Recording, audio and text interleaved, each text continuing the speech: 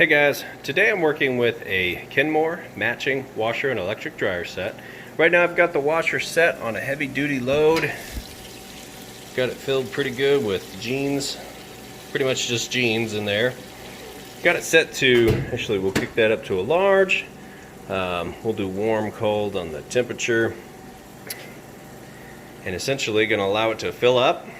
You'll get to see that it agitates, drains the water out. Has a nice, smooth, fast final spin cycle. Now the washer gets a 28-point inspection, the dryer gets a 22-point inspection. Everything electrical, mechanical, it all gets checked, and everything has to work perfectly before it gets listed up for sale. And then I do this video here to show you, as if you were standing here yourself checking it out, that everything works perfect. So we'll let it finish filling up, and I try to keep these videos kind of short, so we'll allow it to fill up and start agitating, and we'll take a look at that and check out the rest.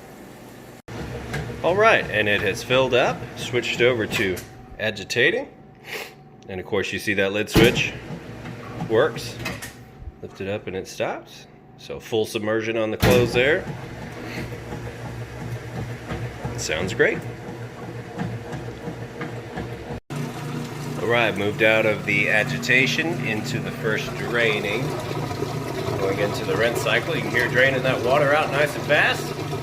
And I won't open this up because it's in neutral mode right now, which means it's not spinning, but the drain is engaged. The drain pump is engaged. And then once it's done draining, kicks over and will actually spin on that first rinse cycle. And we'll let it move through the rinse cycle because it's essentially a repeat of the wash cycle, just with fresh water. And then we'll come back for the final spin. Alright, we're back on that final spin. See it going into the spin mode there. It already drained out all the water. You see it's nice, smooth, sounds great. I'm going to lift the lid up. It will kick in the safety switch and shut it down, but you'll be able to see that it's spinning nice and fast. As you can hear, it sounds great as well. There you go. So we'll let that finish up. We'll go ahead and move those clothes over to the dryer. Okay, now we've got those clothes moved over to the dryer here. We can close that up. We'll just do time dry, high heat, hit go.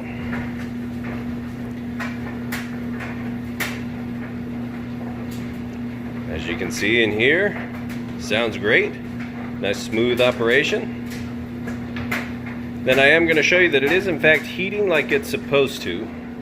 Right in between those two red dots, it's going to take a surface temperature measurement, so you can kind of see the difference between the floor and the machine. It changes wherever those red dots are.